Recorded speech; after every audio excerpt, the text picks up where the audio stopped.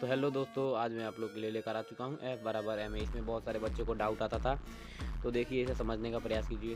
तो माना कि वस्तु का द्रव्यमान हम लोग m मान लिए हैं और प्रारंभिक वेग u को माने हैं और अंतिम वेग हम लोग v को माने हैं। जो हमारा संवेग होता है वो क्या होता है, तो द्रव्यमान और उसके वेग के गुणनफल के बराबर होता है। तो यहाँ पे दो ठो वेग है तो संवेग भी दो होगा, तो पहला संवेग एम भी हो जाएगा, क्योंकि एम को वेग से गुना करेंगे तो एम भी हो जाएगा, और P2 हो जाएगा एम भी। ठीक है, देखिए उसके बाद P2 माइनस P1 जो हो जाएगा, तो यहाँ पर इसको इससे माइनस करेंगे तो एम भी माइनस एम यू हो जाएगा। तो देखिए तो यहाँ से एम कॉमन निकल जाएगा तो भी माइनस यू बचेगा, इसे हम लोग समीकरण 1 मान लेंगे। उसके बाद तथा समय हम लोग टी मान लेंगे। तो देखिए हम लोग जानते हैं कि संवेग में परिवर्तन की दर क्या होती है, तो संवेग में परिवर्तन बटा समय अंतराल। तो देखिए संवेग में परिवर्तन हमारा P2 माइनस P1 है और समय अंतराल हमारा टी है, तो इसे समीकरण हम लोग 2 मान लेंगे।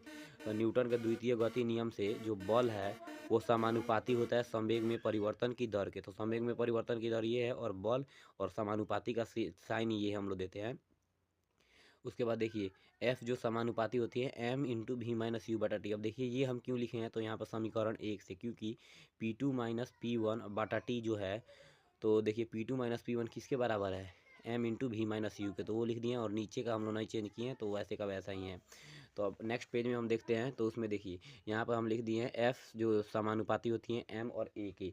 तो ये क्यों लिखे हैं, तो भी माइनस यू बटा टी जो होता है वो a के बराबर होता है, यानी कि अंतिम वेग माइनस प्रारंभिक वेग जो होता है वो त्वरण के बराबर होता है। तो देखिए यहाँ पर ये, और जो समानुपाती होती है उसका साइन हम लोग k से डिनोट करते हैं, तो यहाँ पर लिख दिए हैं F बराबर KMA, और जो k है हमारा वो नियतांक होता है। ठीक है, और देखिए यहाँ पर इसका सबका मान रखने पर जब F का मान यानी बल 1 न्यूटन है, द्रव्यमान 1 kg है, और जो त्वरण है हमारा 1 मीटर प्रति सेकंड स्क्वायर है, और जो k है नियतांक, उसका कोई भी साइन नहीं होता है, उसका कोई भी पीछे मात्रक नहीं होता है, तो उसका मान केवल 1 है। तो ये क्या है, नियतांक है। जब 1 को हम लोग ma से गुना करेंगे तो उसका मान परिवर्तित नहीं होगा। तो यानी कि देखिए F बराबर ma आ गया, यहाँ पर सिद्ध हो गया। तो इसी तरह की वीडियो देखने के लिए हमारे चैनल को सब्सक्राइब करें। जय हिंद।